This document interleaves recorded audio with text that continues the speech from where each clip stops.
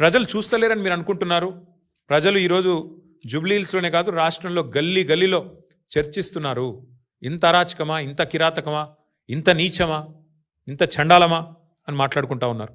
పేదవాళ్ళేమో మేము తిరుగుతుంటే ఎలక్షన్ ప్రచారంలో శాపనార్థాలు పెడుతున్నారు. 100 రోజుల్లో అన్ని ఇస్తున్నాడు, వీని బొంద వీడేమి ఇవ్వలేదు, వీని ఓడగొట్టాలా, బొంద పెట్టాలా కాంగ్రెస్ అని పేదవాళ్ళు తిరుగుతున్నారు. చదువుకున్న వాళ్ళు గీ రౌడీగాళ్ళక మేము అవకాశం ఇచ్చింది, పారిశ్రామికవేత్తలకు తుపాకులు పెట్టేటోళ్ళు, మొత్తం రౌడీ ముక్కలు వేసుకొని ఊరేగింపులు తీసేటోళ్ళు, వీళ్ళ కోటేస్తామా అని చదువుకున్న వాళ్ళు చెప్తా ఉన్నారు. 420 హామీలు గంగలో పోయినాయి, 6 గ్యారంటీలు గోదావరిలో కలిసిపోయినాయి, పరిపాలన ఎక్కడో పోయింది, ప్రజలు ఎక్కడో పోయినారు. మొత్తం వ్యవస్థ మొత్తం అవినీతితో కుల్లిపోయి కంపు కొడతా ఉంది ఈరోజు ఈ రాష్ట్రంలో ప్రభుత్వం. మేము అగ్రికల్చర్ తీసుకొచ్చాం, తెలంగాణను అగ్రికల్చర్లో నెంబర్ 1 చేశాం, సాగునీరు అందించి కేసీఆర్ గారి నాయకత్వంలో. వీళ్ళు గన్ కల్చర్ తీసుకొచ్చారు, అగ్రికల్చర్ పోయింది, ఇప్పుడు గన్ కల్చర్ వచ్చింది తెలంగాణకి.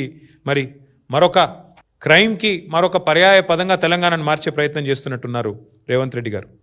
నేను నిజంగా కూడా నా జీవితంలో నాకు 49 ఏళ్ళు, నేను రాజకీయాలని దగ్గర నుంచి 40 ఏళ్ళ నుంచి చూస్తున్నా, ప్రత్యక్షంగా పరోక్షంగా. మా నాన్నగారు పాలిటిక్స్లో ఉన్నారు కాబట్టి నేను ఎన్నడూ కూడా ఒక మంత్రి గారి ఇంటి మీదకి టాస్క్ ఫోర్స్ పోలీసులు పోవడం అర్ధరాత్రి, ఆ మంత్రి గారి కుమార్తె అక్కడ ఉన్న నిందితుడిని తప్పించడం, చివరికి మంత్రి గారే ఆ నిందితుడిని కారులో ఎక్కించుకొని తుర్రుమన్న విషయాన్ని మాత్రం నా జీవితంలో 40 ఏళ్ళలో నేనే చూడలేదు. మరి ఇక్కడ ఉన్న వాళ్ళు మీరు కూడా అనుభవం కలిగిన విలేకరులు ఉన్నారు, మరి మీరేమన్నా చూశారో నాకు తెలియదు.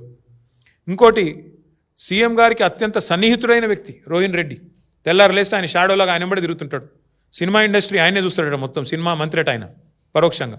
ఆయన మరి తుపాకీ తెచ్చిండు, బెదిరించిండు అంటే ఒక్క పోలీసుడు, డీజీపీ కావచ్చు, ఐజీ కావచ్చు, ఒక్కరికి రేషం లేదా? ఒక్కరికి కనీసం ఇది పట్టనట్టే ఉంటున్నారు. ఒక్కరికి కూడా కనీసం ఈ విషయంలో బాధ అనిపించట్లేదా?